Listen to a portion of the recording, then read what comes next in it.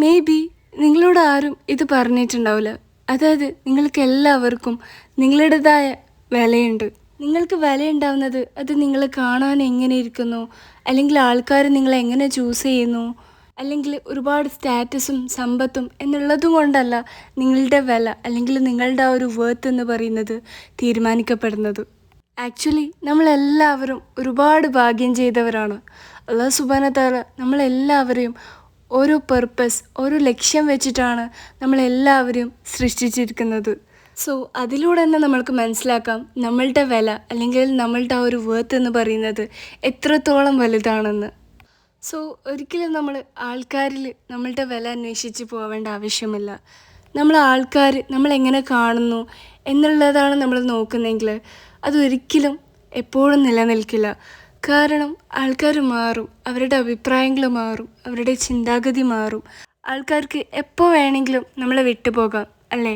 So നമ്മൾ ആൾക്കാരിലാണ് നമ്മളുടെ വില അന്വേഷിക്കുന്നതെങ്കിൽ അവർ ഓരോ തവണ നമ്മളെ വിട്ടു പോകുമ്പോഴും നമ്മളുടെ വില അല്ലെങ്കിൽ നമ്മളുടെ ആ ഒരു സെൽഫ് വർത്ത് നമ്മൾക്ക് തന്നെ നഷ്ടപ്പെടും.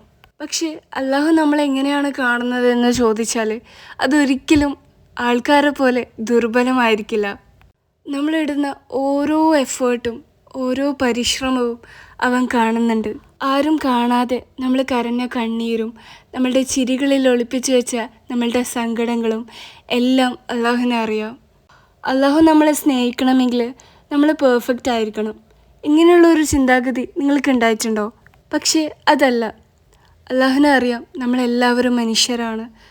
നമ്മൾ ചിലപ്പോൾ നല്ലതിൽ മുന്നോട്ട് പോകുമ്പോൾ നമ്മളൊന്ന് തോറ്റുപോയേക്കാം, നമ്മൾ സ്ട്രഗിൾ ചെയ്തേക്കാം. എല്ലാം കൊണ്ടും ചിലപ്പോൾ നിങ്ങൾ തളർന്നു പോയിട്ടുണ്ടാവും. പക്ഷേ നമ്മൾ ഓരോ തവണ വീഴുമ്പോഴും അല്ലാഹു സുബ്ഹാനഹു തആലയുടെ വാതിലുകൾ അടയ്ക്കപ്പെടുന്നില്ല.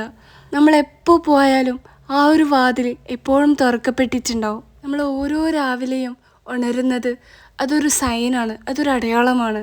അതായത് അള്ളാഹു നമ്മളെ വിട്ടുപോയിട്ടില്ല എന്നുള്ളതിൻ്റെ അടയാളം. നമ്മൾ ഓരോ ദിവസവും ഉണരുമ്പോൾ നമ്മൾക്ക് ഓരോ പുതിയ ചാൻസസ് ആണ്.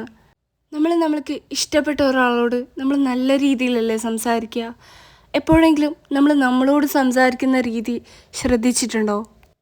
നമ്മളോട് പറയുന്ന കാര്യങ്ങളും വളരെ ഇമ്പോർട്ടൻ്റ് ആണ്. ഫോർ എക്സാമ്പിൾ നമ്മളുടെ ഈമാനിൽ, നമ്മളുടെ ദീനിൽ നമ്മൾ ഏറ്റവും താഴ്ന്ന രീതിയിലാണ് ഉള്ളതെന്ന് കരുതുക. സോ നമ്മളോട് പറയേണ്ടത് ഇങ്ങനെയാണ്: ഞാൻ വീണുപോയി, പക്ഷേ എനിക്ക് വീണ്ടും ഉയർത്തെഴുന്നേക്കാൻ പറ്റും.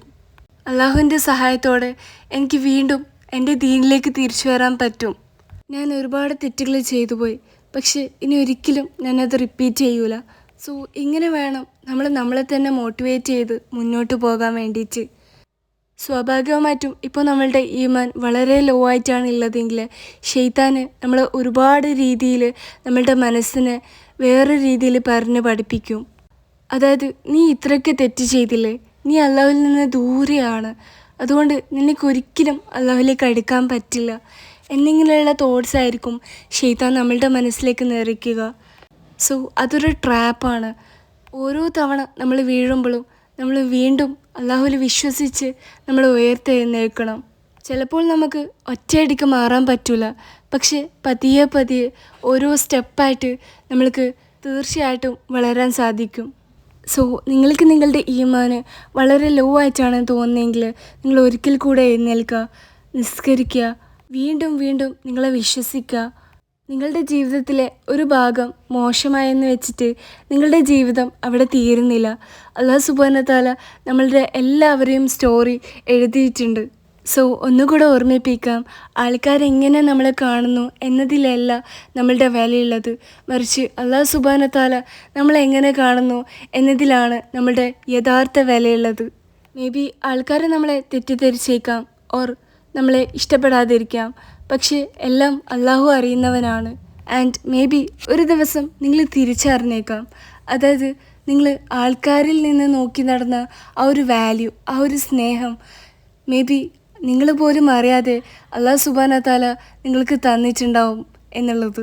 വീഡിയോ ഇഷ്ടപ്പെട്ടാൽ തീർച്ചയായിട്ടും ലൈക്ക് ചെയ്യുക, മറ്റുള്ളവർക്കും കൂടെ ഷെയർ ചെയ്യുക. ഇൻഷാ അല്ലാഹ് മറ്റൊരു വീഡിയോയിൽ കാണാം. അസ്സലാമു അലൈക്കും.